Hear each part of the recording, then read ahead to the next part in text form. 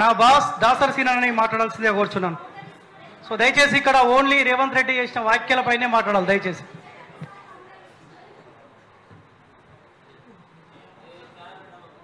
అందరికీ నమస్కారం. సో ఇక్కడ దాదాపు ప్లీజ్ దయచేసి కొంచెం సైలెంట్గా ఉంటే కొన్ని విషయాలు మాట్లాడాలి. ఇక్కడ కొన్ని విషయాలు మనం అందరం కూడా మాట్లాడుకోవాల్సిన అవసరం అయితే ఉంది.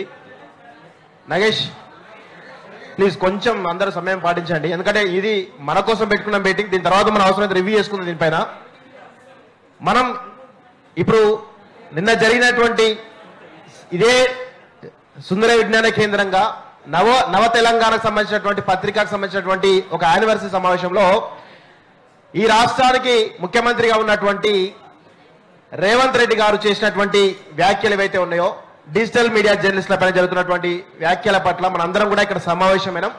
దాని గురించి మాట్లాడుతున్నాం. కాబట్టి దయచేసి అందరూ కూడా ఒక రెండు విషయాలు నేను చెప్తున్నాను. దయచేసి దీన్ని కొంచెం మనము మన డిజిటల్ మీడియా ద్వారా ప్రజలకు తెలిసే ప్రయత్నం చేయాలి. ముఖ్యంగా ఎవరైతే జర్నలిస్టులు అని చెప్పుకున్నటువంటి పత్రిక, అదేవిధంగా శాటిలైట్ మీడియా వాళ్ళు మేమే అసలైన జర్నలిస్టులు చెప్పుకుంటారో వాళ్ళకి తెలవాలి. ఎందుకంటే నిన్న సీఎం రేవంత్ రెడ్డి మాట్లాడినటువంటి చెంప పలగొడతా అన్నటువంటి మాటలు ఏవైతే ఉన్నాయో అవి డిజిటల్ మీడియా జర్నలిస్టులం కాదు, అసలైనటువంటి పత్రిక అదేవిధంగా శాటిలైట్ మీడియా వాళ్ళని. ఎందుకు అంటే ఈరోజు ఎక్కడైనా కానీ ఈవెన్ బీఆర్ఎస్ భవన్ కావచ్చు, లేకపోతే కాంగ్రెస్ భవన్ కావచ్చు, బీజేపీ భవన్ కావచ్చు, లేకపోతే సీఎం సంబంధించిన ప్రెస్ మీట్లో కావచ్చు, అక్కడికి పోయేదంతా కూడా అక్కడ వాళ్ళు ప్రెస్ మీట్లలో పెడుతున్నప్పుడు ముందు కూర్చునేదంతా కూడా పత్రికలకు సంబంధించిన అదేవిధంగా శాటిలైట్ మీడియా సంబంధించినటువంటి జర్నలిస్టులనే కూర్చుంటారు. డిజిటల్ మీడియా జర్నలిస్టులు ఎవరో కూర్చోరు. చెంప బలకొడతా ఉన్నది ఎవరిని?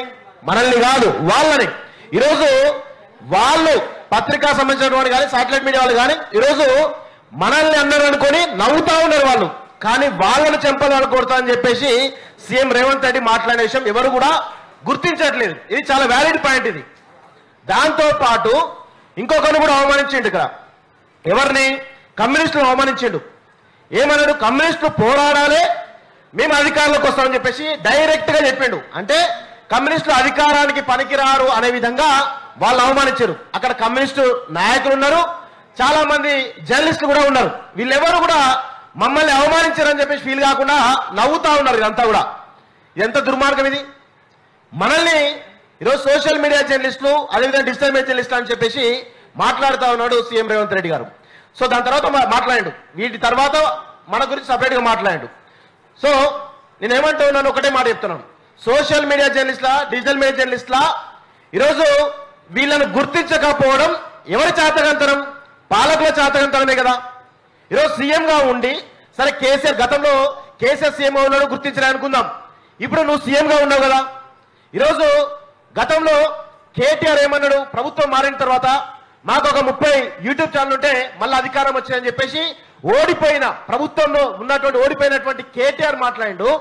అదే 30 ఛానళ్లు ఏవైతే ఉన్నాయో వాటి ద్వారా అధికారంలోకి వచ్చినటువంటి రేవంత్ రెడ్డి మాత్రం దీన్ని గుర్తించలేకపోయాడు. అంటే ఎంత దుర్మార్గం ఆలోచించండి. అంటే పాలకులు వాళ్ళ యొక్క ఫ్యూడల్ మెంటాలిటీ, వాళ్ళ యొక్క బూర్జో మెంటాలిటీ ఏ విధంగా ఉంటుందో మనందరం కూడా గమనించాల్సిన అవసరం అయితే ఉంది. ఇంకొక ముఖ్య విషయం నేను చెప్పాలి మిత్రులారా. మనం సోషల్ మీడియాగా మనం మాట్లాడుతున్నాం కదా, డిజిటల్ మీడియాగా మాట్లాడుతున్నాం కదా. ఈరోజు ఒక్కొక్క పార్టీకి ఒక్కొక్క రకమైనటువంటి సోషల్ మీడియాలో హ్యాండిల్స్ ఉంటాయి. వాటిల్లో ఎంత రోతగా ఎంత గలీజ్గా ఈరోజు వాళ్ళు ప్రచారం చేస్తారో ఒక 2 పేపర్ క్లిప్లు మీకు చూపించే ప్రయత్నం చేస్తా. ఒకసారి దయచేసి చూడండి. ఒకసారి ఇది ఒక సోషల్ మీడియాలో ట్విట్టర్లో కానీ ఫేస్బుక్లో కానీ ఇంకా ఇన్స్టాగ్రామ్లో కానీ ఇది వైరల్ అవుతా ఉంది. ఏమన్నారు ఇక్కడ? అర్ధరాత్రి సీఎం చక్కర్లు. దీన్ని బేస్ చేసుకొని కౌశిక్ రెడ్డి ప్రెస్ మీట్ పెడతాడు. ఇది అందరికీ తెలిసిన విషయమే, నేను లోకల్లోకి పోను. ఇంకొకటి ఇదేది బీఆర్ఎస్ పార్టీకి సంబంధించినటువంటి సోషల్ మీడియా హ్యాండిల్. ఇంకొక వీళ్ళకి అపోనెంట్ గా కాంగ్రెస్ పార్టీ సంబంధించినటువంటి సోషల్ మీడియా హ్యాండిల్ ఏం చేస్తారు చూడండి. ఒకసారి చూడండి. సోమాజిగూడ ప్రెస్ క్లబ్ కి రకుల్ ప్రీత్ సింగ్ అని చెప్పేసి గతంలో కేటీఆర్ సోమాజిగూడ ప్రెస్ క్లబ్ పోతే ఆ పక్కన సీట్ ఖాళీగా ఉంటే ఆ ఖాళీ సీట్లలో రకుల్ ప్రీత్ సింగ్ ఫోటో పెట్టి సోమాజిగూడ ప్రెస్ క్లబ్ వచ్చని చెప్పేసి ఈరోజు ఈ విధంగా ఏ పార్టీకి సంబంధించినటువంటి వాళ్ళు ఆ పార్టీ అదర్ పార్టీకి సంబంధించినటువంటి వాళ్ళను ఇంత గలీజ్గా విమర్శిస్తూ ఉంటారు.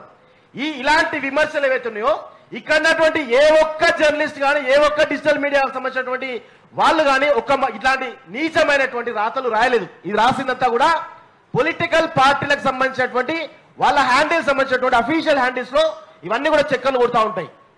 ఇంత దరిద్రమైనటువంటి ఇంత నీచమైన రాతలు ఇక్కడ ఉన్నటువంటి ఎవరు కూడా రాయలేదు. ఇక్కడ ఉన్నటువంటి ఎవరు రాసిన ఏం రాశారు? ప్రజలకు సంబంధించినటువంటి సమస్యలు ఏవైతే ఉన్నాయో ఎక్కడ హైడ్రా పేదవాళ్ళ ఇల్లు కూలుస్తుందో అక్కడ పోయి నిలబడ్డారు. ఎక్కడ నిరుద్యోగులు తమకు అన్యాయం జరుగుతుందనుకుంటారో అక్కడ నిలబడ్డారు. ఎక్కడ నిర్వాసితులు భూములు కోల్పోతారో అక్కడ నిలబడ్డారు. ఎక్కడ సమస్య ఉంటే అక్కడ ఈ యొక్క డిజిటల్ మీడియా జర్నలిస్టులు నిలబడ్డారు. ఇది డిజిటల్ మీడియా జర్నలిస్టుల యొక్క నిబద్ధత. గతంలో 2023 డిసెంబర్ ఎన్నికల్లో బీఆర్ఎస్ పార్టీ అధికారం కోల్పోవడానికి ఒక ప్రధానమైన రీజన్ ఉంది. అన్ని చాలా రీజన్స్ ఉన్నాయి, దానిలో ఒక ప్రధానమైన రీజన్ ఉంది. అదేంటంటే ఒక నిరుద్యోగి ప్రవళిక అనేటువంటి ఒక అమ్మాయి సూసైడ్ చేసుకుంది. మన పక్కనే, మన దగ్గరలోనే. 10 గంటలకు అశోక్ నగర్ లో ఉన్నటువంటి విద్యార్థులందరూ కూడా రోడ్ల మీదకి వచ్చారు. అప్పుడు మా రాము, మా నగేష్, మా నవీను కెమెరామెన్, అంటే నాకు సంబంధించి చెప్తున్నాను, పొద్దున 4 గంటల వరకు ఇలా రాము లాంటి వాళ్ళు, రగన లాంటి వాళ్ళు, అనిల్ లాంటి వాళ్ళు చాలా మంది కూడా పొద్దున 10 గంటల నుంచి 4 గంటల వరకు రిపోర్టింగ్ చేసి మళ్ళీ లేట్ అయితే బాగుండదని చెప్పేసి అప్పటికప్పుడు ఆఫీస్కి వచ్చేసి గంట సేపట్లో దాన్ని ఎడిట్ చేసి లైవ్ పెట్టి రోజంతా లైవ్ పెట్టి నడిపించారు. మిడ్ నైట్ పోవాల్సిన అవసరం ఏంది? మిడ్ నైట్ ఆ రిపోర్టింగ్ చేయాల్సిన అవసరం ఏంది? అది నిరుద్యోగులకు సంబంధించినటువంటి ఒక ఆడపిల్ల, మన బిడ్డ, మన చెల్లె చనిపోయింది. ఆ కారణం ఏ కారణం చనిపోయింది చెప్పేసి మనం చేసినాం. ఆ రోజు బీఆర్ఎస్ ప్రభుత్వం పడిపోవడానికి ప్రవళిక ఆత్మహత్య కూడా ఒక కారణం. ఆ కారణానికి అలాంటి అనేకమైన సంఘటనల ద్వారా సోషల్ మీడియాలో, డిజిటల్ మీడియాలో మనలాంటి వాళ్ళందరం కూడా ఏకమై ఈ గతంలో ఉన్నటువంటి కేసీఆర్ గద్దిస్తే అసలు ప్రజల్లో ఎక్కడ కూడా కనీసం కాంగ్రెస్ ప్రభుత్వం మీద ఒక్కటంటే ఒక పాజిటివ్ కారణం లేదు. కానీ 3 నెలలలో బీఆర్ఎస్, బీజేపీ ఒక్కటని చెప్పి ఒక ప్రోపగండ గట్టిగా జరిగింది. కాబట్టి ఆల్టర్నేట్ గా మనందరం చేసినటువంటి వర్క్ వల్ల అదే మనం గనక రాజకీయ నాయకులుగా, ఎమ్మెల్యేలుగా, ఎంపీలుగా పోటీస్తుంటే మనం కూడా గెలిచే వాళ్ళేమో ఆ యొక్క వేవ్ లో. కానీ మనం ఏం చేసినాం? తెలంగాణ బాగు కోసం కేసీఆర్ను గద్దించాలని చెప్పేసి మనం పోరాడితే గద్దెనెక్కింది రేవంత్ రెడ్డి. కానీ ఈరోజు రేవంత్ రెడ్డి గారు ఏ విధంగా డిజిటల్ మీడియా సంబంధించిన వాళ్ళను గురించి మాట్లాడుతున్నారో మనందరం కూడా అర్థం చేసుకోవాలి. ఈ విధమైనటువంటి వ్యాఖ్యలను ఖచ్చితంగా మనందరం కూడా ముక్త కంఠంతో ఖండించాల్సిన అవసరం అయితే ఉంది. ఇదే విధంగా మెయిన్ స్ట్రీమ్ మీడియా అని చెప్పుకున్నట్టు మీ అందరూ ఎవరైతే ఉన్నారో, పత్రికా, ఎలక్ట్రానిక్ మీడియా ఎవరైతే ఉన్నారో మీరందరూ కూడా మాతో పాటే కలిసి రావాలి. ఎందుకంటే రాబోయే రోజుల్లో డిజిటల్ మీడియాదే అసలైనటువంటి మీడియాగా ఈరోజు అదొక రూపాంతరం జరగబోతుంది. కాబట్టి మీరు కూడా మా లైన్లోకి వస్తారు, అది గుర్తుపెట్టుకోవాలని చెప్పేసి కూడా కోరుకుంటూ, ఈరోజు ప్రింట్ మీడియా కానీ ఎలక్ట్రానిక్ మీడియా కానీ పెట్టుబడిదారి వర్గాలకు పుట్టినటువంటి విషపత్రికలు. అవి ఖచ్చితంగా అధికార పార్టీలకు కొమ్ముగొస్తాయి. కానీ అవన్నీ కూడా ఆధిపత్య అగ్రవర్ణాలకు సంబంధించినటువంటి వాళ్ళే. కానీ డిజిటల్ మీడియాలో ఉన్నటువంటి ఈ ఛానల్ అన్ని కూడా బడుగు బలహీన వర్గాలకు, అణగారిన వర్గాలకు సంబంధించినటువంటి పత్రికలు, ఈ మీడియా అనే విషయాన్ని మనందరం కూడా గుర్తుపెట్టుకోవాలి.